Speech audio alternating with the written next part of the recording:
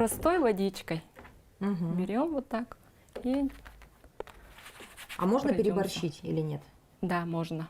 И что будет в этом случае? Тогда будет рваться. Отрезаем только мездру, кожицу.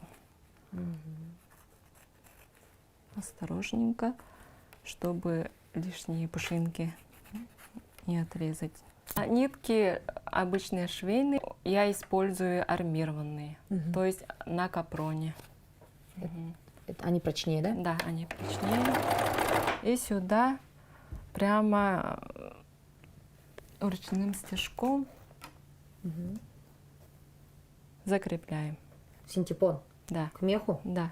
В течение получаса можно сделать вот такой замечательный головной убор, который будет радовать вас, будет радовать окружающих, потому что это не просто красиво, это еще очень тепло, уютно.